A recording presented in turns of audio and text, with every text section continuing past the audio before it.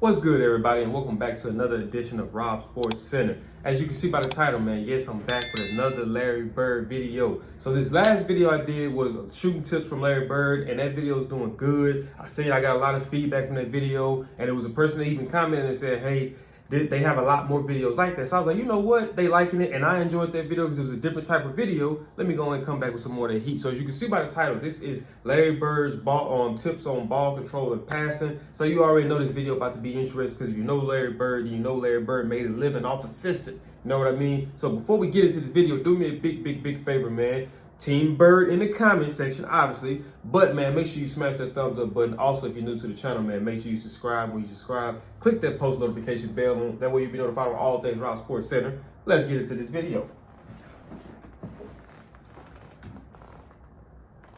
Here's Jerry Seasting showing you the various techniques of dribbling.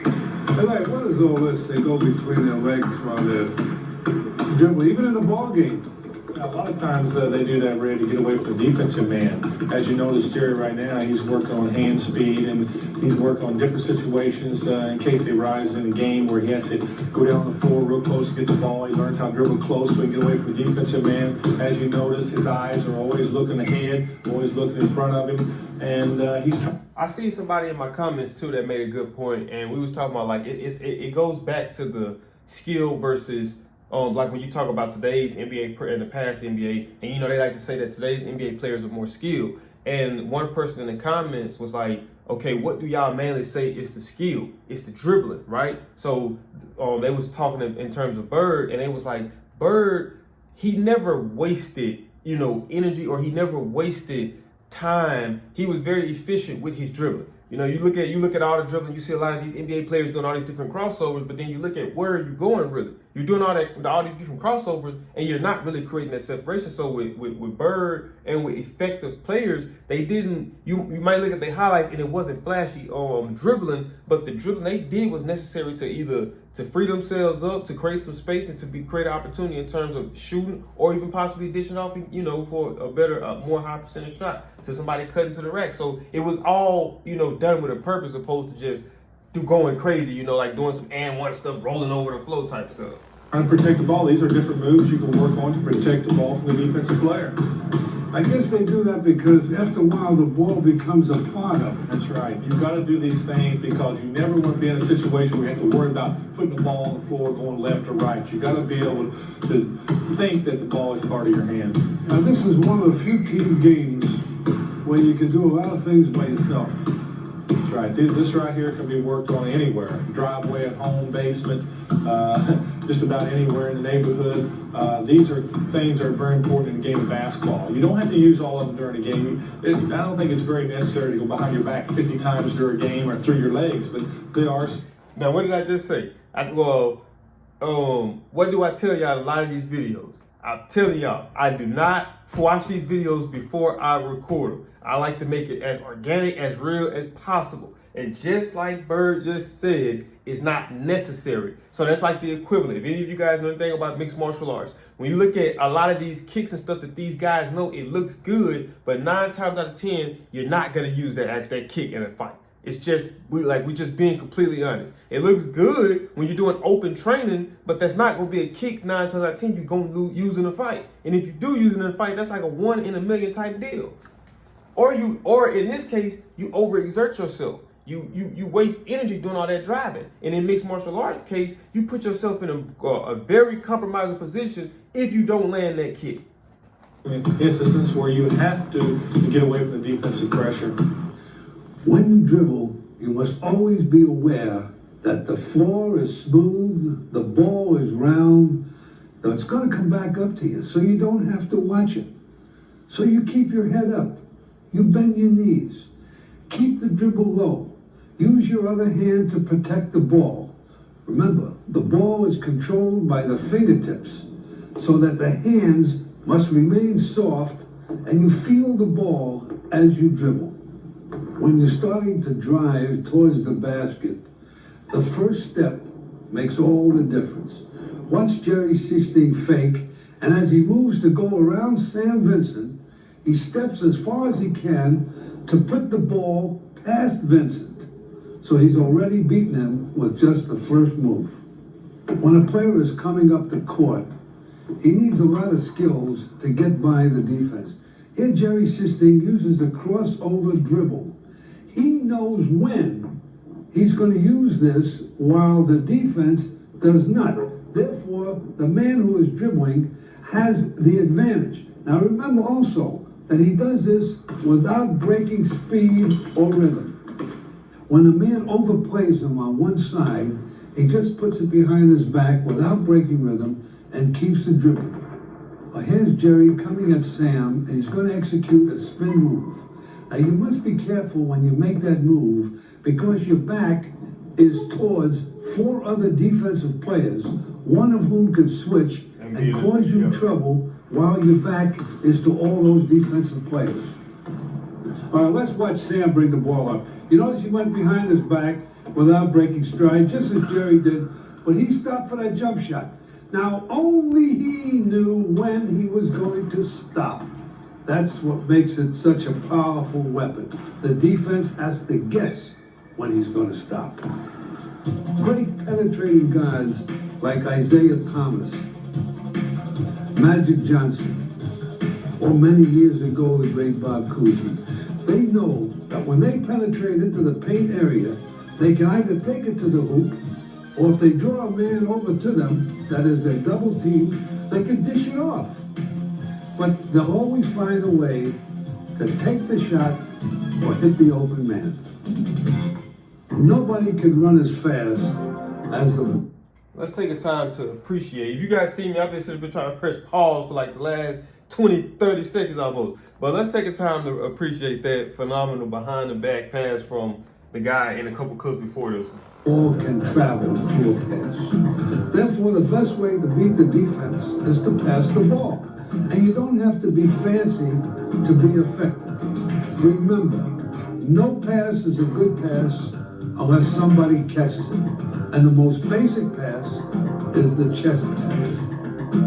And my thing is, let me ask you guys something. Let me know in the comments for real. Like I said, I be wanting you guys to interact, man. I be wanting you guys to spam that comment section because that's what it's for. So spam it with Team Bird, and I be wanting to hear you guys take on certain things. So my thing is this, right? So when you look at a lot of today's game, it's all about flash. You know what I mean? From the dribbling, from the passing, right? So you got some people that might say that certain guys are boring to watch because it's not flashy. They're just fundamentally sound. But me, being a connoisseur of the sport, I enjoy watching that over watching a guy who's super, super flashy. Because how effective are you being flashy?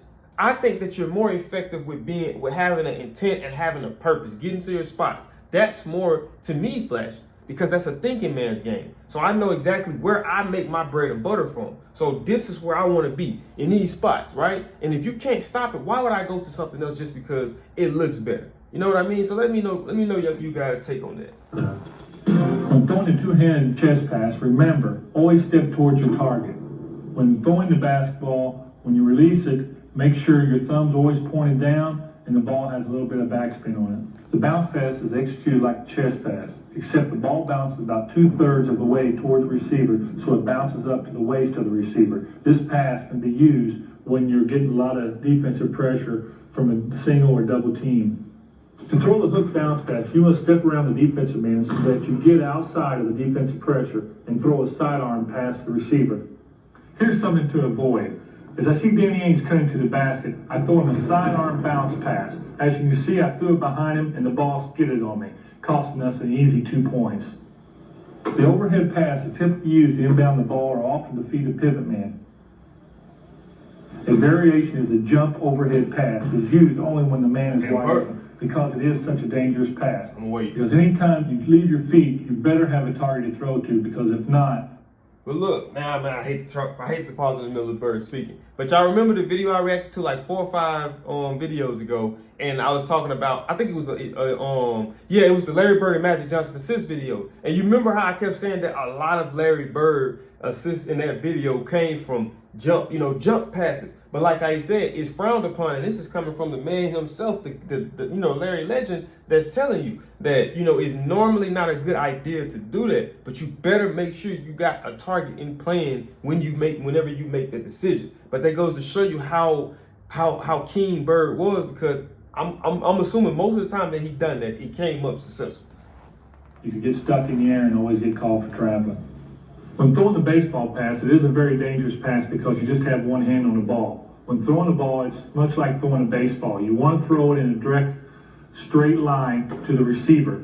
When throwing a long pass full court, you want to throw it where the man can run it down. You do not want to throw it behind him, because if you do, he'll have to stop and let the defense catch up with him. The behind the back pass is made by directing the wrist at the receiver from behind your back. This pass should only be used in special instances such as a 2-on-1 break, when the defensive man has committed himself and is all over the ball handler. He can go behind his back to open up an otherwise tight passing lane. Go! Touch that line over there. Come on. Achieve the rep. Let's go. Now you've seen the basic passes. Here's some drills and some games which you could use, which are not only effective in teaching the kids, but they can have some fun. This is a passing drill. It teaches you to pass under stress. There's a guy in the middle who's on the defense, the other men on the offense. They can't pass to the guy next to him. It's just a simple drill, but you've got to move fast.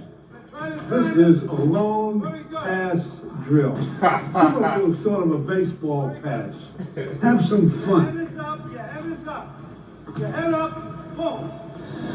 When you learn how to dribble the ball, the main thing, even passing, the main thing is no turnovers. My philosophy is I like to get the ball in the vicinity of the guy to catch. I always say once it leaves my hand, there's nothing I can do about it. It's up to the guy that's receiving it. I know. However, he's got to know it's coming. I mean, sometimes if he's... Now, can I ask you guys another question too? You know what I mean? I want to test you guys' Bird knowledge. So if you guys know, drop in the comment section, like, what was Bird's average assist to turnover ratio? That's something I'm curious about. Out there, and you throw it real hard, and he doesn't expect it, and he drops it. I think it's the fault of the guy who threw it, not the guy who didn't catch it. In certain situations, but I think if you throw a pass to a guy, if his defensive man's behind him and a guy slides around, knocks away, and steals the ball, I think that's the fault of the guy receiving the pass. Well, that may well be, but suppose a lot of times the guy goes up for a shot, and he changes his mind. All of a sudden you throw a hard pass at him, and it goes off his hands. You can't blame the guy whose hands it went off. You got to blame the guy who passed the ball. Not in my situation. I don't usually worry about it. If I go for the shot, it's going towards the ring. But that's the end of the video. I disagree with that though. You know what I mean? Because like I say, when you're playing with as a team, we supposed to know our strengths and our weakness, and we're supposed to know the people we're playing with, right? So when you're playing with Bird, like I said in plenty of videos, you got to have eyes in the front, eyes on the sides, eyes at the back, eyes on the top, because you just never know when you're going to get the ball, and you never know what angle you're going to get the ball from. So you got to be on your P's and Q's, you know what I mean?